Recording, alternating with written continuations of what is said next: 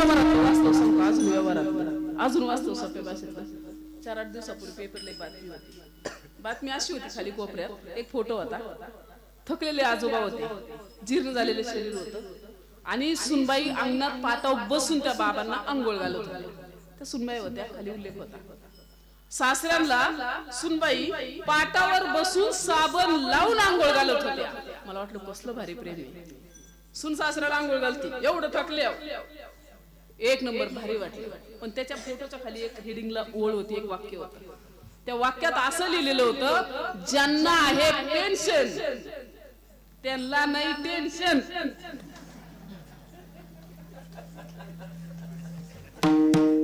Pension वाले खुश का? काय लिहिलं होतं, ज्यांना आहे पेन्शन त्यांना नाही टेन्शन. मग मला सांगा, खरी अंघोळ पेन्शनला होती का म्हाताऱ्याला होती? है का नाही वास्तव? माणसं माणसावर प्रेम न करता माणसं माणसाच्या धनावर प्रेम करतात. उदाहरण दुसरं सांगते. अजून आता सण गेला राखी पौर्णिमा. एक बहीण आली आमच्या शेजारी, भावाला राखी वगैरे बांधली, ताट केलं, ओवाळलं. भाऊजाईने भारी स्वयंपाक वगैरे केला, सगळं केलं. ओवाळल्याच्या नंतर भावाने आपली पटकन खिशात हात घातला, 500ची नोट काढली, बहिणीच्या ताटात टाकली. बहीण म्हणली, थांब दादा थांब. त्याला वाटलं काय झालं, काय झालं म्हणलं, ही नोट उचल. त्याला वाटलं 1000 लागतात काय. त्याने पुन्हा दुसरी काढली, थांब आता तर अजिबात नको. अगं पण काही पाहिजे काय तुला? 500 आणि 1000 मला गुंडाळायचं नाही. तुझी पोरगी माझ्या पोराला देत असला तर बोल, नसलं तर निम्मा 7-12 टाक. कोण म्हणतोय हीच ओवाळणी मला पाहिजे, जमतंय का बघ, नाही तर कर निम्म. मला सांगा, अशी जर आता बहिणीचं भावाचं प्रेम झालं तर जुळेल का?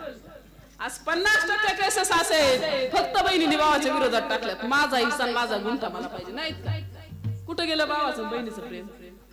अजून गुह्य सांगते तुम्हाला. 2-4 भाऊ होते, तुम्ही 2-3 भाऊ होते आणि 1-2 बहिणी होत्या. आई होते, बाबा होते, आजी आजोबा सगळे होते, फॅमिली सगळे एकत्र राहत होते. तुम्ही 20-22 वर्ष झाली तेव्हा तुमचं लग्न झालं. तुमच्या 2-3 बहिणींची लग्न करून दिली, भावांची लग्न झाली, तुम्ही सगळं जिथल्या तिथं ओके केलं. सगळं बारकं 15x15चं 15x20चं सफराचं घर होतं, त्याच्यात सगळी राहत होती. पण किती आनंदाने, किती मजेत होती. एक नंबर होती, एक नंबर. 2 जण भाऊ जर शाळेत चालले नाही का, सायकलवर जायचे. 4 किलोमीटर 5 किलोमीटर शाळा होती. मोठा भाऊ सायकल चालवायचा, बारका भाऊ पाठीमाग बसायचा. त्याच्या पाठीवर त्याचं दप्तर असायचं, त्या दप्तरावर आपलं दप्तर असायचं. तुमचं होतं का नाही? त्या सायकलला हवा बी नव्हती. पण तरी सुद्धा जर का काही झालं तर बारक्या भावाकडे कुणी वाकड्या नजरेने बघायची ताकद होती का? मोठ्या भावाकडे तरी बघायची ताकद होती का? बहिणीकडे तरी बघायची ताकद होती का? का तर बारक्या भावासोबत मोठा भाऊ होता, मोठ्या भावासोबत बारका भाऊ होता, म्हणून ताकद नव्हती. मग एवढा भारी मोठा भाऊ होता, एवढा भारी बारका भाऊ होता, पण माझा भाऊ वाईट आहे हे तुम्हाला कधी कळलं? कधी? थोडं मोठ्याने. कधी समजलं? कुणाचं लग्न झालं त्याच नाही, तो वाईट आहे हे तुम्हाला कळलं कधी? तुमचं लग्न झालं. आधी नाही कळलं, आधी समजत नव्हतं का? तुम्ही दूध खुळे होता का? कळत होतं सगळं, समजतही होतं, पण तो वाईट दिसला नाही. नव्हे तो वाईट नव्हताच, पण वाईट कधी झाला? आपल्या जीवनात महागुरु आले. नुसते गुरु नाही, महागुरु आल्यावर. मला सांगायचं तात्पर्य, खऱ्या अर्थाने अख्खं रामायण आपल्यामुळे, अख्खं महाभारत आपल्यामुळे, विश्वामित्राची अख्खी तपश्चर्या आपण संपवली, घराघरात वैर बांधणं आपल्यामुळे लागले. म्हणून थोड्या मर्यादा पाळा. येड्यासारखं देवदेव करत हिंडत बसू नका. 2 धाम 4 धाम आळंदी पंढरी दुनिया पालती घालू नका. विटेवरचा उतरून कधीच खाली येणार नाही आणि तुम्हाला म्हणणार नाही या वारकरी बाबा काय कस काय बरं आहे का, तब्येत बरी आहे का, कोरोना गेला का आणि पाऊस पाणी बरा आहे का, कधीच नाही म्हणेल. पण केव्हा? पंढरीत राहणारा भगवंत परमात्मा तुमच्या आमच्या हृदयस्थ विराजमान आहे. आळंदीत राहणारा भगवंत परमात्मा तुमच्या आमच्या हृदयस्थ विराजमान आहे. नंदकिशोर भगवंत परमात्मा तुमच्या आमच्या हृदयस्थ विराजमान आहे. हे तुमची निष्ठा होईल तेव्हाच तुम्हाला त्या अनुभव येईल. पण जर काही इथं आल्यावरच फक्त देव दिसतो, पंढरीत गेल्यावरच देव दिसतो. लक्ष्मी व्रत करता का मार्गशीर्ष महिन्यातलं? गुरुवार धरता का? केळी सफरचंद फोटो उपवास, महिन्यात बाई 4 किलो वाढती. सासूबाई अंगणात बसलेले 2 टाइम चहा देता का? खरंच लक्ष्मी प्रसन्न होईल का?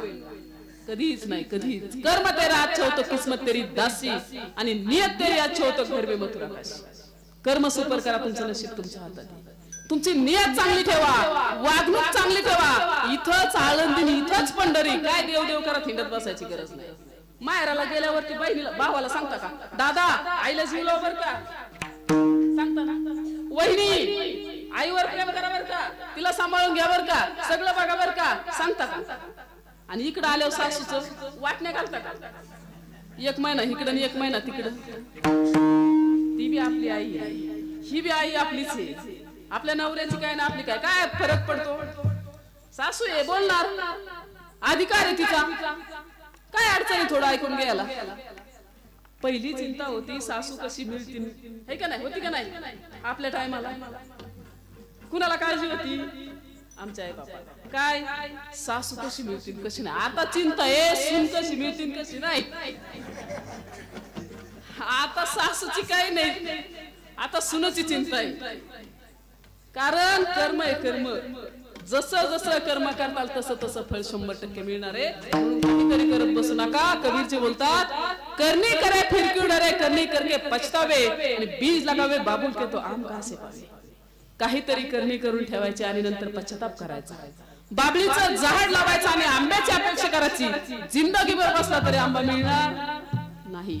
त्याच्यासाठी कर्म सुपर करा आणि कर्म जर भारी केलं सुख समृद्धी आपल्या चरणापाशी.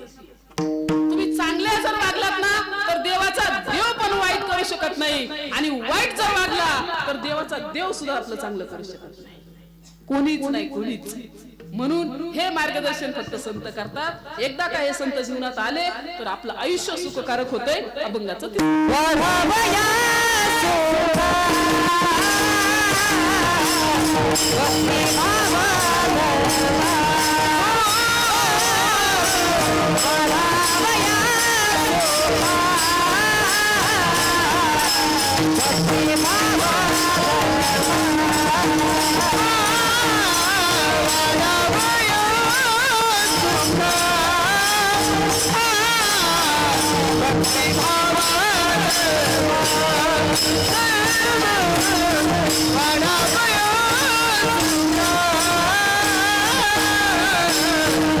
भक्ति भाव